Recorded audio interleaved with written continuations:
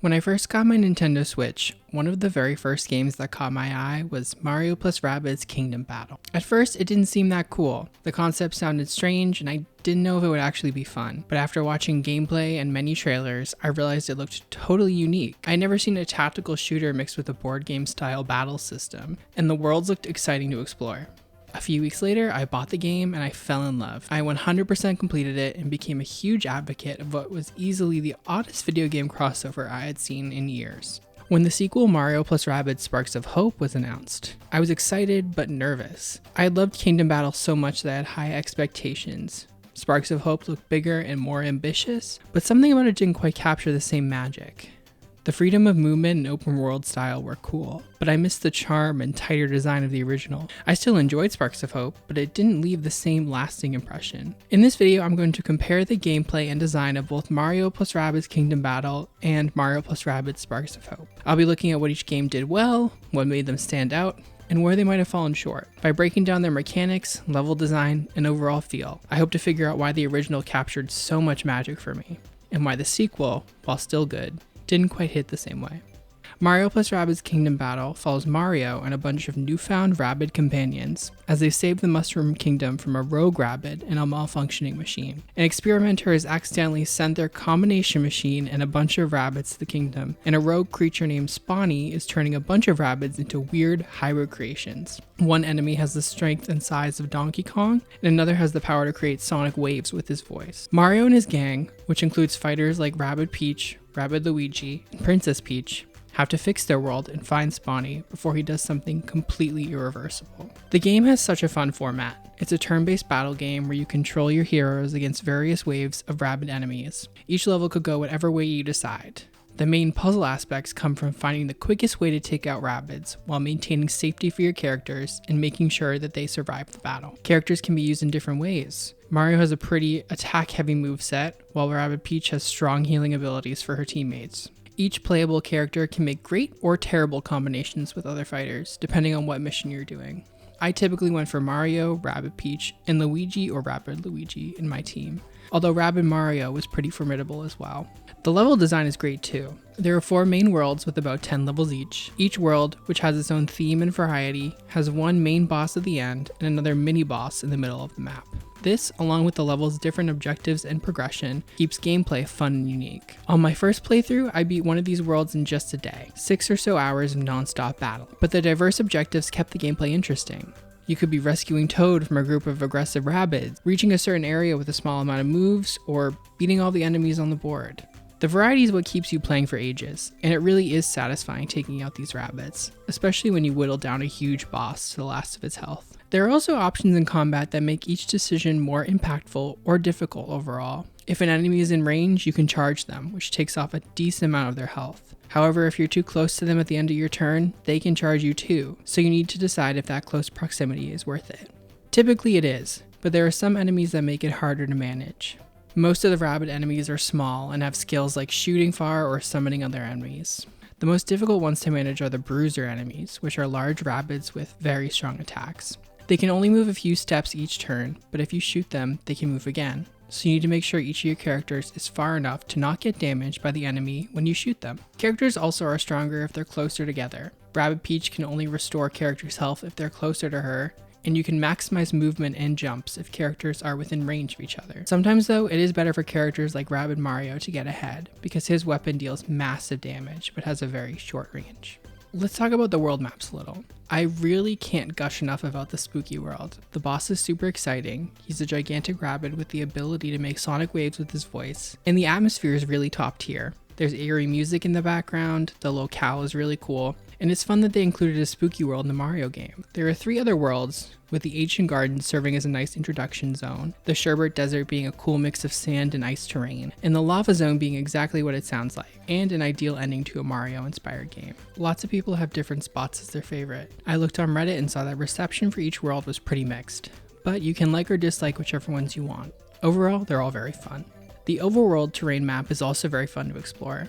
The puzzles are quite easy, with each involving pushing buttons hidden across the map or moving blocks to obtain treasure chests. I enjoyed these mini challenges and exploring the map. Some puzzles were a little too straightforward and their solutions were a little easy, however most of them were engaging, and they definitely picked up as I progressed in the game. Let's talk quickly about the rewards for solving these puzzles. I think that some of them are great, like better shooting, guns, and melee weapons for your team. However, some of them are just game art, which is fine, but I probably wouldn't have gone through that puzzle for the reward alone. I like the process of solving these puzzles, but I wish the rewards were all extremely significant for the player. Even just armor or something that provides little stat boosts would have been more rewarding. There are some annoying battle and level setup issues as well. Each of the levels is split into a few battles, and for me, I like a clear conclusion to each level. I don't feel like doing 3 battles and then figuring out that that was a whole level. I prefer a clear-cut battle, even if it does take longer. Also, the battle screen is always static. You can only control where each character goes through your cursor, and you can't take back any moves. So if you accidentally see that you don't want a character in a certain place, it's too late for that. In Sparks of Hope, the characters can move all across the board in their zone, which makes gameplay a little more fluid. But this is a nitpick I have after playing the second game, just because it made battle a lot better for me. I will also say that the Toad levels are quite annoying and tedious. For these challenges, you have to escort Toad to a certain part of the map, which usually takes about 6 to 8 turns for him to do so. Toad is very small and weak, so he can only move a certain amount at all times. If you get Toad too far up the map, he's in prime range for all the other enemies who are trying to kill him. And if he lingers too far behind, enemies spawn behind the group and they take out Toad very quickly. The challenge is fun at times and definitely hard to figure out. But my main issue is the time it takes to play these levels. Each of these battles takes about a half hour to complete, so if Toad dies, you have to start all over again. This happened to me a few times, especially with the more difficult levels at the end of the game. I got really annoyed every time this happened because sometimes I would have just gone a little too far and suddenly 10 enemies would pile on Toad. I think there should have been some sort of move rewind for these levels because they were just too long and tedious, and the littlest mistake would have major consequences. Bosses and mini-bosses are quite fun though. It was exciting getting to see each of their movesets and figuring out the proper moments to strike, or when you should attack the other enemies on the map. Each had its own gimmick that became clear quite quickly, but sometimes the map would be the challenge to navigate and get to the boss. Phantom's map, for example, had spotlights that gave the boss power, so you would have to knock them out before you could affect the Rabbids' health. Each boss had these mini puzzles to figure out, which provided a unique and interesting variety. Overall, Kingdom Battle is a fun roller coaster of a game with unique gameplay and puzzles to solve. I'm very surprised at how well it turned out, because you wouldn't expect a game with the name Mario plus Rabbids Kingdom Battle to be so good, but it really was. I was so excited for the DLC that would come out later in the year and the sequel to that game. After about a year of waiting, Donkey Kong Adventure was released as DLC for Kingdom Battle. This remains some of the best DLC I've ever played. It had an entertaining story, characters I wanted to play as, and amazing turn-based gameplay like the original. This campaign follows Rabbid Peach as she explores a new tropical jungle connected to Donkey Kong's world. Rabbid Donkey Kong took the washing machine / time travel plot device, whatever it's called, to this world, and he has solidified his reign through brute force and by turning the bananas into basically powerful drugs.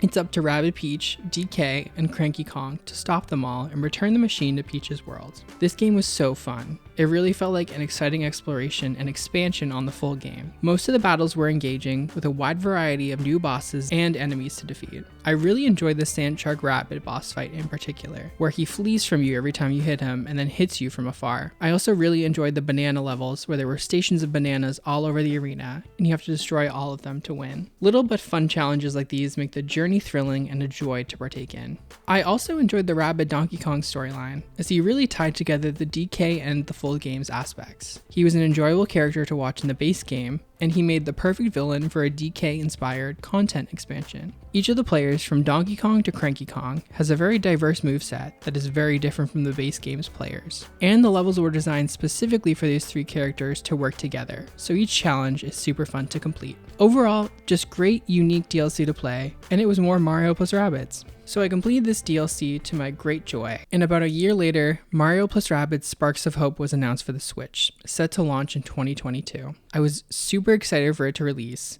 I just wanted more improved Rabbids gameplay with a fun story and new characters to interact with. So the game came out in October 2022, and I got it as a Christmas gift that year. I started playing, and it was pretty good.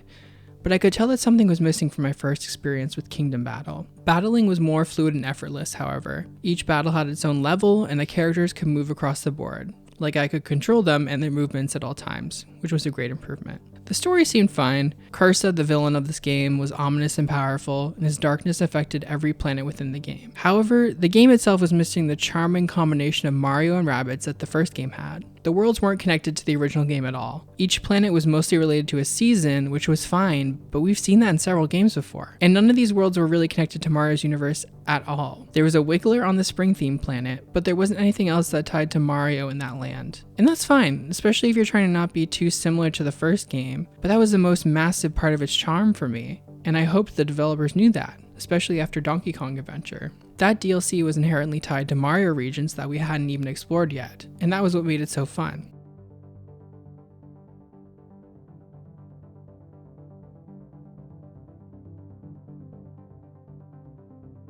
So the planets and Sparks of Hope were fine, but they really were missing a lot of the elements and charm that made the overworld fun to explore in the first game.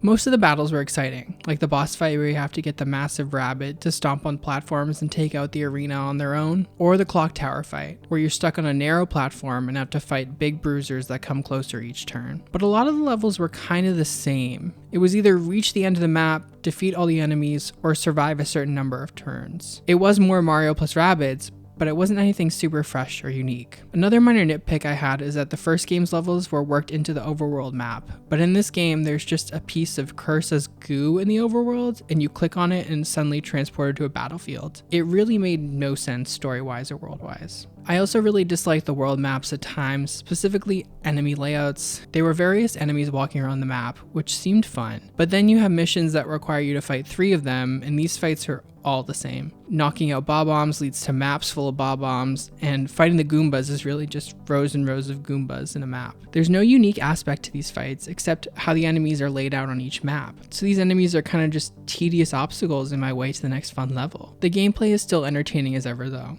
The battle system is set up in the same manner as the first game, with major improvements I mentioned earlier on. New characters appear like Rabbid Rosalina and a mysterious rabbit named Edge, as well as new and improved boss fights. A personal favorite boss fight was the ghost rabbit you have to find and chase through a library-themed arena. Shooting and melee attacks are still just as satisfying to perform, and the wide variety of characters like Rabbid Mario, Rabbid Rosalina, and Peach make the game fun to beat in various formats. One little gripe I had was that I didn't think cover worked all of the time in the game. There were times I would be thoroughly behind a cover block and the rabbit would be like 60 degrees to my left and somehow hit me square in the face. I don't know. I wish that if I did it wrong, I was told why I didn't get into cover effectively. The worlds were still kind of interesting. There's lots of puzzles, and I liked the inclusion of secret golden pipes strewn across each map. I will say that the puzzles weren't as fun for me at times just because there weren't as many, and I was expecting similar vibes to the first, with blocks and certain moves to solve. There were still some fun riddles and puzzles in the game, mostly ones provided by a wayward rabbit explorer who appears in every map. I just wish there was more on each planet because there was a lot of space to take up. The Sparks were an interesting addition to the game that were fun to play with. Sparks are little helpers in the game who have moves and damage effects for combat. Each Spark, which you collect through side quests and other challenges in the overworld, are fun. The perks each provides, like wave attacks or increased damage to charges, can be helpful. Overall though, there were only a few that were super beneficial to me, so it felt like collecting them in the overworld was tedious and pointless. The ones that helped were the ones that gave ooze waves or meteor attacks, and the rest were kind of just pointless, like the reflected damage or increased charge damage ones. I just forgot about them or never used them. Still a very fun element though, a nice companion to your main characters. The story is actually my biggest gripe. I didn't find it nearly as engaging this time around, and I honestly didn't care about the plot. The other game felt dire. We had to fix a world that had been torn apart by a rogue rabbit and haywire machine. This one should have felt much more powerful. A massive entity is destroying the world and taking people captive with its goo and darkness. However, I wasn't super invested. I had no idea where we were in the world. Sure, there were familiar deserts and ice landscapes, but none that I really cared about. This wasn't really any of the characters' homes, so why did it matter? Another issue with making the stakes so high is that it makes exploring and minute details feel like we really do have all the time in the world. Like sure, a dark entity is enslaving the world, but hey, let's fight a Goomba. I think getting rid of the darkness was rewarding and a counter to my argument, but I got sick of just getting rid of goop blocking the way to a puzzle or a secret passage. I did like some of the main campaign challenges. Finding my way through the mysterious observatory on the ice world was very interesting and just a pleasure to explore. The playable characters this time around were unique, but I ended up only staying with a few of them throughout the campaign, like in my first game. Unless I was required to change them, I stuck with Mario, Rabbid Peach, Luigi, and Edge for most of the game, switching one of them out every few rounds. Each of them felt like the most powerful to me, and I was going for brute strength and healing over distance and safety.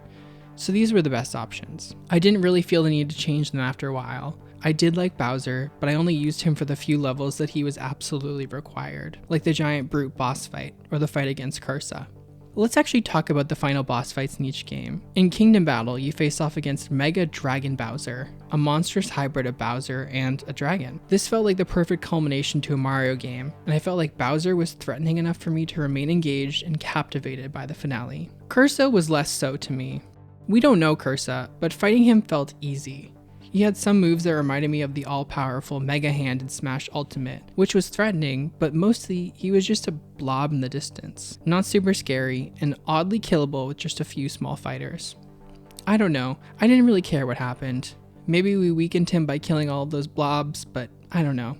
I will say that Rosalina part, where you have to charge her up so she can strike, was super fun and a great end to the battle. So overall, Sparks of Hope was fine. It was a nice sequel, but it didn't provide a lot of the charm that I wanted, like in the original game. I was expecting more of a themed approach to the DLC, which came out later that year. Unfortunately, it was not the same, and it wasn't as fun or enjoyable as the Donkey Kong DLC. To be honest, I didn't even buy it. I wasn't excited by the premise because there was no Mario-themed excitement to the content. It was more Mario plus Rabbids, but really nothing revolutionary. The DLC was split into 3 separate packs. The first part was called Tower of Doom, and it involved exploring and investigating a building where Spawny, the bunny with the mask from the first game, is trapped. This seems fun, especially if you just want more Mario plus Rabbids content, but it wasn't enough to sell me on buying it. The second part was The Last Spark Hunter. This seems pretty fun upon further inspection. The heroes investigate the ancient gardens, the first world in Kingdom Battle, where an evil rabbit is harming the plants and preventing our heroes from leaving. So we have to defeat the rabbit and their massive Bob-omb minion. I actually might have been convinced to buy the DLC if I had known about these specifics. It seems like classic Mario plus Rabbids, and a fun revisit to the original game's world. However, it wasn't enough for me to pay $30 for it. Crazy price, but understandable based on the amount of content it provided, just perhaps not for variety. Based on the Donkey Kong Adventure DLC, I wanted a big campaign with a lot of lovable and memorable IPs to get me to buy it. If the last game could do it, then I expected that this one could too. For the big part of the DLC, however, we got Rayman in the Phantom Show. This part followed Rayman as he adventured through Phantom's massive theater. Phantom was the rabbit with a massive sonic voice and operatic, dramatic tone. This content seems fun, and it might have been, but I would have bought it if it explored a world inspired by Rayman. I wanted a similar experience to Donkey Kong Adventure, where the developers clearly loved the IP and wanted to transfer that love into the battle, characters, and world. I can't speak about these characters, but the world was really just a rehash of other worlds and settings that we've seen before. It was just a massive theater. Any character could have gone there, so it didn't really make sense why Rayman was there. And realism doesn't matter in these games, so the gameplay and characters could have been far more tied to Rayman, which would have made it a lot more fun.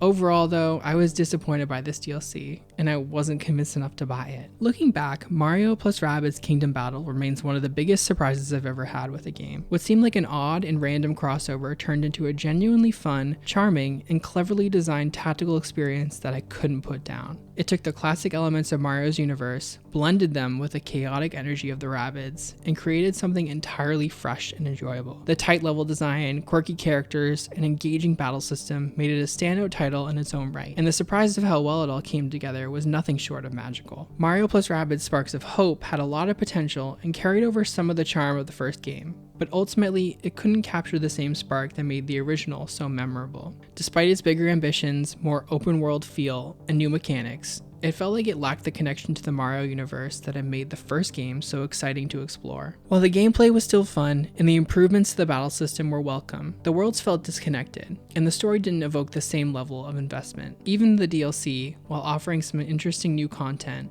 didn't quite live up to the high bar set by Kingdom Battle's Donkey Kong Adventure expansion. In the end, while Sparks of Hope was enjoyable, it didn't quite capture the same feeling of discovery and fun that made the first game stand out. Still, Kingdom Battle remains one of my favorite games of all time, and I can only hope that future entries in the series can capture the same magic that made the original such an unexpected delight. Perhaps a Mario Odyssey take on the world, or some revisit of an iconic Mario game in a future installment? Whether or not the series continues, Mario plus Rabbids will always hold a special place in my gaming history for proving that sometimes the most unlikely pairings can lead to the most unforgettable adventures.